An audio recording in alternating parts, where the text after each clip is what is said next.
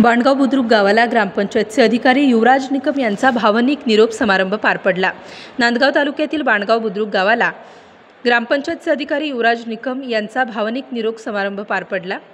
2016 ते 2025 या 9 वर्षांच्या प्रदीर्घ कार्यकाळात युवराज निकम यांनी बाणगाव बुद्रुक गावाच्या सर्वांगीण विकासासाठी दिलेले योगदान लक्षवेधी ठरलं। त्यांच्या कार्यकाळात रस्ते, नळ योजना, स्वच्छता अभियान, शाळा इमारत, मनरेगा अंतर्गत शिवार रस्ते, वृक्ष लागवड, वैयक्तिक लाभ योजना, सिंचन विहिरी, घरकुले अशा अनेक महत्त्वाच्या विकास कामांची यशस्वी अंमलबजावणी झाली।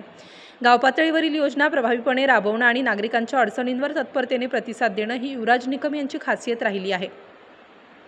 गावातील श्री बाणेश्वर मंदिराच्या सभागृहात झालेल्या या कार्यक्रमात गावकऱ्यांनी त्यांना सन्मानचिन्ह व पुष्पगुच्छ देऊन निरोप दिला। यावेळी गावात एक भावनिक वातावरण पाहायला मिळालं। ज्येष्ठ नेते बापूसाहेब कवडे यांनी युवराज निकम यांच्या कार्यशैलीचं कौतुक करत त्यांना पुढील वाटचालीसाठी शुभेच्छा दिल्या। युवराज निकम यांनी आपल्या भाषणात बापूसाहेब कवडे यांचे मार्गदर्शन आणि गावकऱ्यांचं सहकार्य लाभल्याबद्दल कृतज्ञता व्यक्त केली। गावकऱ्यांशी निर्माण झालेलं हे नातं मी सदैव जपेन असं त्यांनी नम्रपणे सांगितलं।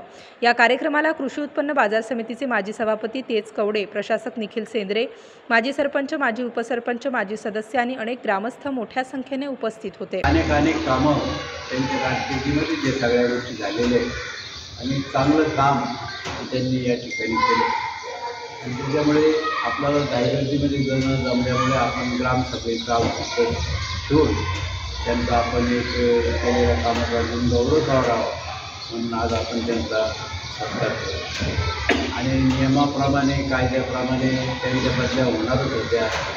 तसे अडचण आली नसती आणखी बरीच राहिली असते। त्यांच्या जागेवर आता ही बैरगी बसक आलेली आदरणीय जे दादा उपस्थित असलेले बाणगाव बुद्रुक येथील सर्व माजी सरपंच, उपसरपंच, सर्व सन्माननीय सदस्य मंडळी, आपले प्रशासक सेंद्रे साहेब व ग्रामसेवक सर्व अधिकारी वर्ग, सगळ्यात महत्त्वाचे बोलामोलाचे ग्रामस्थ मंडळी,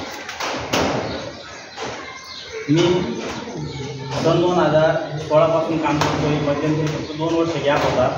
16 ते 25 असा हा कालावधी माझ्या कामाचा आहे। काम करत असताना सन्माननीय बापूसाहेब कवडे यांच्या मार्गदर्शनाखाली सर्व बॉडींच्या सहयोगाने आपण ग्रामपंचायतचे कामकाज करत होतो। काम करताना थोड्याफार प्रमाणात अडचणी येतात, पण मी एक महत्त्वाची गोष्ट सांगेन की आपल्या तालुक्यात मालेगाव तालुक्यात तर नाशिक जिल्ह्यात असं गाव नाही त्या गावात कुठल्याही कामाची तक्रार होईल असं नाही। तर गावोगावी इतके हेवेदावे, खूप मोठं राजकारण, तक्रारी बाराभांगडी होतात आणि त्यामुळे कुठेतरी गालबोट लागतो आणि गावामध्ये अशांतता पसरते।